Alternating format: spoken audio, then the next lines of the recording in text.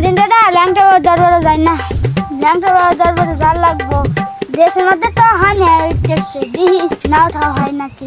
নাওটা মেলা কিন্তু হইরে রইছে। দি মানুষ ডাহি আয়া নাকি? ও যাবেন নাকি ল্যাংটা বাবার বারাত 500 টাকা 600। ভাই ল্যাংটা বাবার বারাত দাম ভাড়া কত? ভাই একদম 500। ভাই যাইলে যাবেন না যাইলে না যাইবেন। বৃষ্টি আমার গাড়ি উঠাইতেন না। এ ভাই যাইতো না কে? আপনার টলার দিয়ে যাই। ভাই এটা না না। ও আল্লাহ বুঝছি। ভাই উঠেন। ও ভাই সব বুঝা গেছে গো। ভাই আইন ভাই। আয় বাচ্চা কি হইছে তোমার? কি ভাই ভাল টাকা তুলছিস না।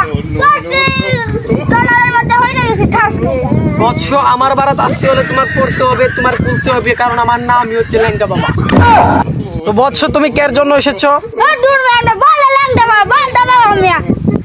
ভালো ভালো জায়গাটা ভাল দাঁড়াতে বুঝুন হয়ে গেছে কা বিদ্যাছে সব জায়গাটা।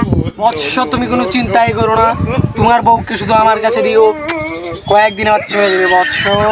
তুমি ভালো আপনার দাদা কত ছোট আমি জানি। আরে বৎস কেনা বলছি, আমার ছোট কোনটা ছোট জানো? মন, আর ওটার দিক দিয়ে অনেক বড়।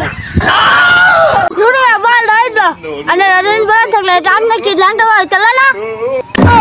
আরে বৎস কোনো সমস্যা নাই, তুমি যেটা লেগে আইছো এটা আমি করে দিব, ঝামেলা নাই। তুমি ভালো দাইবো জান বাড়ি থেকে এটা সবচেয়ে ভালো লাগে।